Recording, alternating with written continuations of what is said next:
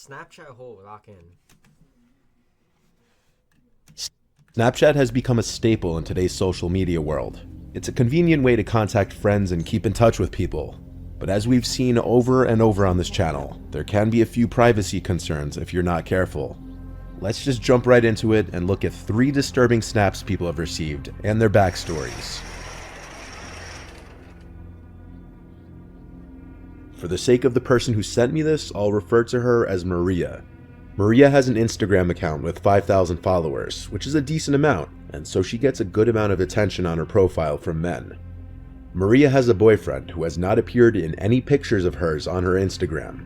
Maria also had her Snapchat username in her Instagram bio, something a lot of people do to allow their acquaintances and friends to add them on the app with ease. This can also open the door to unwanted contact though. Although she didn't add everybody back who added her on Snap, she at one point had her privacy settings set to allow all people to send her messages and snaps, even people she didn't add back.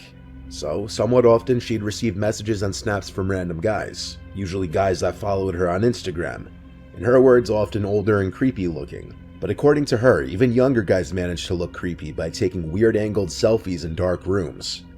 Usually the snaps were pretty harmless like this. But one day, she received a snap that would lead to her getting the police involved. Maria lives with her family, but often stays at her boyfriend's first-floor apartment.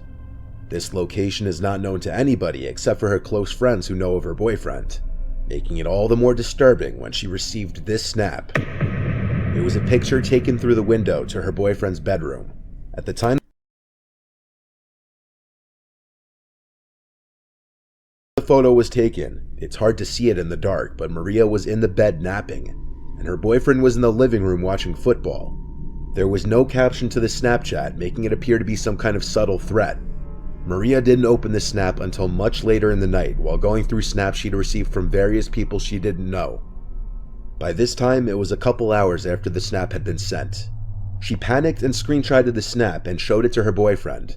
From here, he replied to the account on her phone, asking who is this.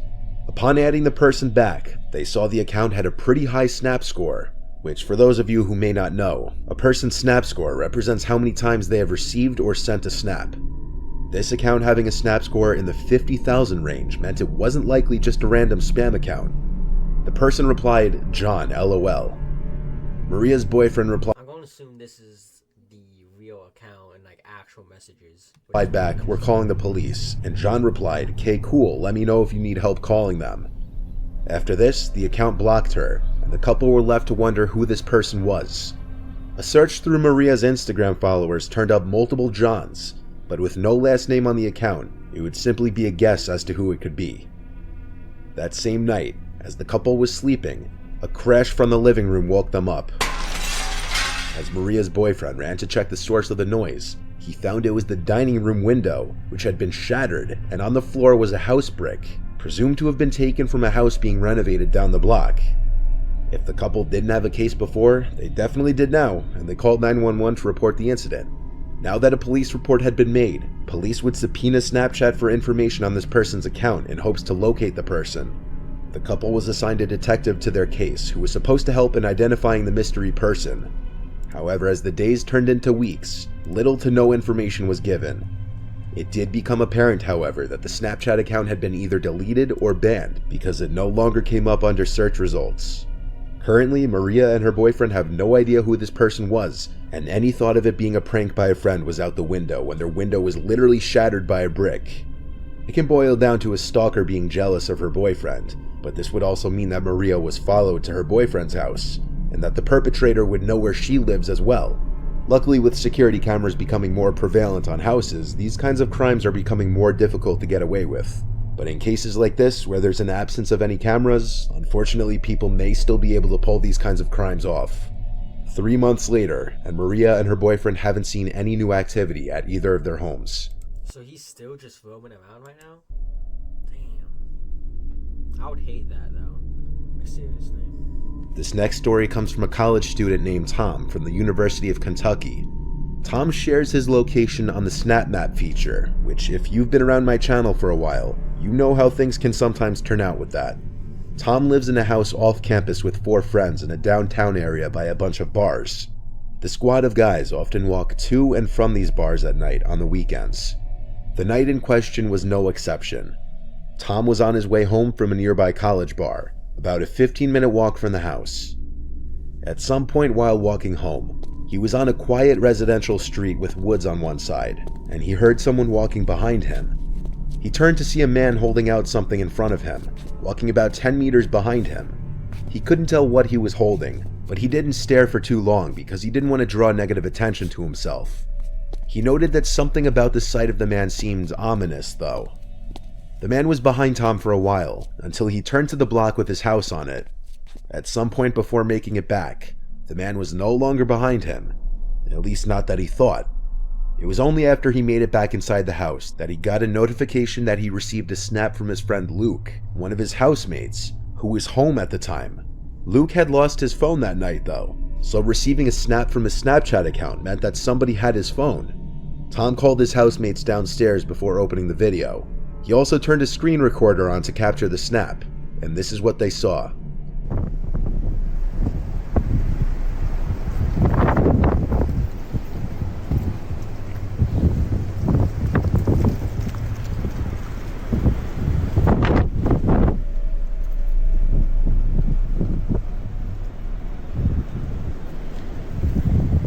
The snap was a video of Tom walking down the street towards his house.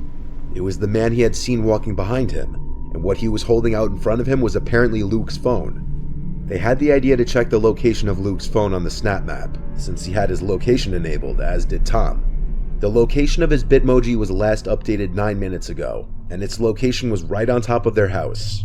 So the three guys who were currently home ran around the entire property with all the outside lights on to light up the area.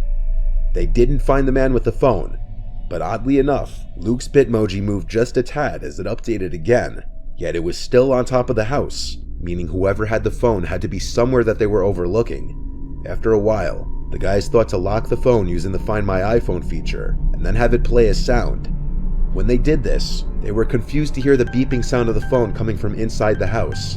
Oh yeah, nah, I would not be able to do that, honestly, dude. Oh yeah, nah. Police are getting called. I'm getting outside of house as soon as I possibly can. By stomping of someone's shoes and the front door slamming shut. Luke's beeping phone was still inside the house, but instead of going straight for that, the three guys ran outside to chase after whoever just ran out the front door. By the time they made it out onto the street, they had no idea which way the person went. They were out of sight and they could have been hiding anywhere. After checking the neighbors' yards, the guys went back inside to retrieve Luke's beeping phone, and Tom claims they found it right in the pantry closet, meaning the man was hiding in there for however long. At first, one could have maybe assumed that the person who had the phone was trying to return it, until it was discovered that that person was literally hiding in their house. Assuming all the details in the story are true, if I had to guess, the man who had stolen Luke's phone knew who he was somehow and was following Tom through his SnapMap Bitmoji location all the way up to their house. That's why I would never turn my Snapchat map on. I mean, I don't even understand why people do it, honestly. There are some missing details though, like how the phone was stolen, what the method of entry to the house was, and if Luke and the rest of the guys in the house had any sort of enemies or people out to get them. No police action was taken apparently. In 2015, an Australian Redditor with username Skinna555 took 3 Snapchat videos of his parents' exotic birds and put them on a Snapchat story. What followed next was downright disturbing. Skinna and his girlfriend recently moved into his childhood home with his parents while their own house was being built. Skinna's parents owned 3 Australian parrots, and one night while he was home alone, he uploaded 3 Snapchat stories showing off the birds, since many people always asked about the birds. I'd say the first one of my parents' little birds is this little guy. It is little Leo. He's a cockatiel. The second little bird of my parents is a rainbow lorikeet. His name is Oliver. And there he is. And here I am with my good little mate, Puffin. About 15 minutes after uploading the videos to his story, Skinna receives a text from one of his friends, and at the bottom of it, it says, By the way, what was that in the window behind you in the last one? So after seeing this text, he went to rewatch the clips a couple of times and opened them on his computer to get a larger and clearer view of the videos. In the last snap, it almost appears as if someone is at the door, looking in with their hands cupped against it.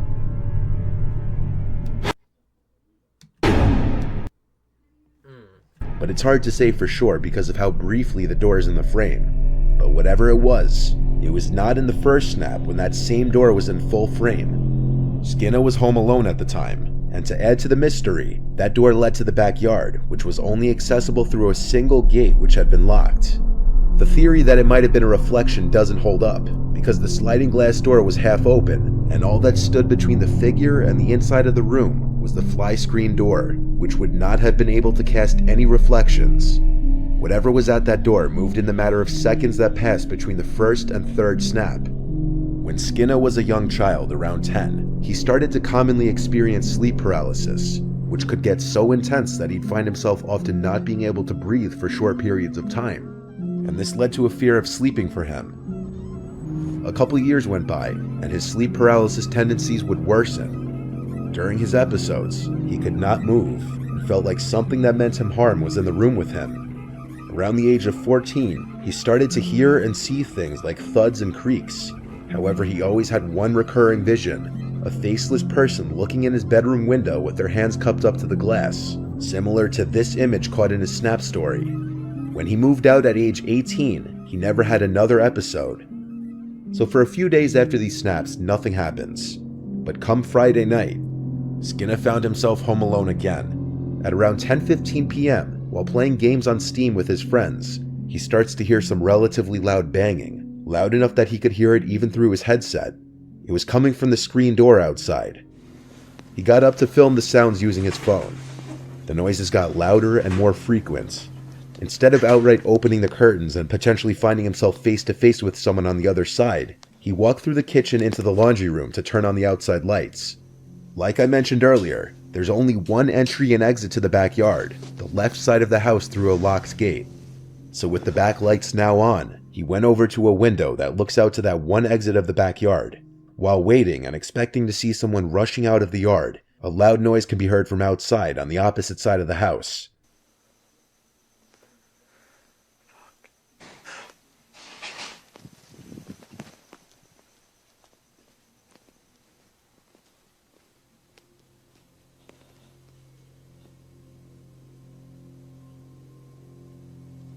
He aims the camera at the window for a few moments, then turns on the kitchen lights, and seconds later stops recording.